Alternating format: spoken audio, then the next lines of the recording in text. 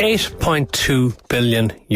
That's what Anglo-Irish Bank lost in just the first 6 months of this year. The money is staggering. It just keeps getting bigger and bigger and bigger. So far, you and I have had to give €23 billion nearly to Anglo-Irish Bank to fill the hole. We'll be talking to Alan Dukes, the chairman of Anglo-Irish Bank, in just a moment. Let's hear, though, what the Finance Minister, Brian Lenihan, had to say today about the latest disaster at Anglo. This has been a serious problem for the Irish banking system and the Irish state for a number of years.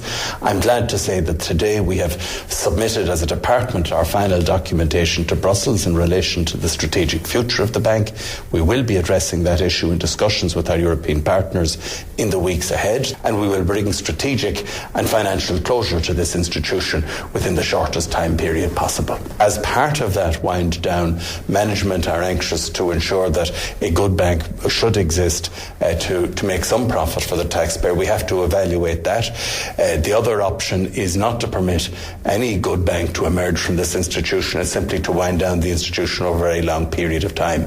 We do not accept the Standard & Poor's assessment, and it was encouraging to see the degree of international acceptance of the proposition that Standard & Poor's did get it wrong. Rating agencies got a lot of things wrong, which led to us having institutions like Anglo.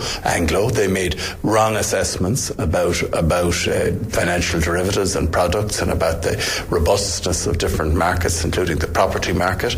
And I think some rating agencies, not all mind you, but some rating agencies are overcompensating by being too cautious in a period of economic decline. It's clear that there were basic errors in the calculations. For example, it is erroneous to attach no value whatsoever to the assets which NAMA has acquired. That's the Minister for Finance, Brian Lenihan, speaking today. Alan Dukes, thank you very much for taking the time to join us in the programme. How can it be another 8.2 billion lost in the first 6 months of this year? Because that's what's happening to markets, and that is the approach that NAMA is taking to the valuation of the loans that are being transferred. At the end of last year, when we reported on the 15 months to the end of 2009, our expectation was, and this was the general expectation at the time, that the discount to be taken on NAMA, loans being transferred to NAMA, the haircut as it's called, would be in the region of 28%. In fact, on the first group of loans that we transferred, they took a haircut of 55%. On the second group, it went in some cases up as far as 60%. Those two factors together increased the loss figure by just under €6 billion. Why did you only expect that the haircut, as you call it, would only have been 28% when it's been double that? No, this was the figure that was being talked about at the time. We don't determine this. Yeah, but hang on, didn't NAMA come to the original estimate based on the information that you had given it about your loans?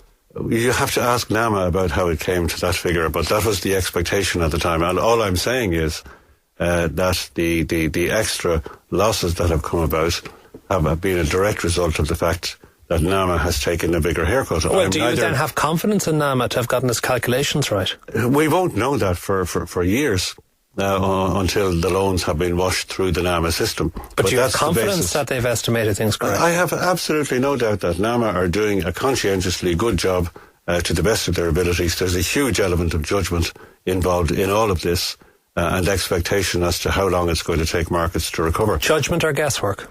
Both. I mean, as one of the Marx brothers said, forecasting is very difficult, especially when you're talking about the future. Nobody has a crystal ball that can see that far in. Well, I have to say, Matt, that anybody who claims to be able to put a figure on the losses that will eventuate to the banking system from the mess that was made in previous years is taking a pure punt. But isn't that effectively what Brian Lenihan did today when he said this is the end of it, that we're actually reaching a situation where it's nearly all over, where we've put as much money in as we have to? No, what he was referring to there was the fact, I think, that we're expecting to have a decision from the Commission next month on the restructuring plan that the bank has put forward. I hope it will be along the lines that we've proposed, which is a good bank, bad bank split. By the time that happens, we will have completed the transfer of loans to NAMA, so we will know what the upfront price of all of that is. We will split off the remaining difficult loans in the bank to an asset management company, which will manage them through, and we will then have a functioning bank. At the present, what I can say today is that on the basis of what we know and on the basis that of the expectation that the discounts on the remainder of what we have to transfer to NAMA will be of the same order as what we've seen up to now. By the time the split happens, the total requirement in Anglo will have been in the region of 25 billion euro. But we were told previously that the requirement would be a lot less. It went first from 4 million to 10 million to 18 million to 25 billion. And then the people who say that actually it's going to cost 35 or 36 billion and who've been saying that consistently are still been told that they are wrong. Given what you said yourself, it's judgment, it's guesswork, aren't they equally likely to be as right as you are when you say it'll only be 25 billion? I don't think so, for a number of reasons, not the least of which is the fact that at some point the impairments that are due to what's happening in the property market will bottom out. At some point the property market will bottom out and will begin to recover. And at that stage, in principle, no further impairments on those development loans will be booked. Sorry, couldn't that take years to happen? Because if people go to buy property or if companies go to buy property, they usually have to take a loan out. And at present, the banks have no money to lend, and the banks are effectively controlled by the state. So mightn't it be years before the banks are ever in a position to start lending again to actually bring an end to the fall in the property market? That remains to be seen. I think that if markets come to the conclusion that they have seen, if you like, the worst of what's happening, they will begin to recover.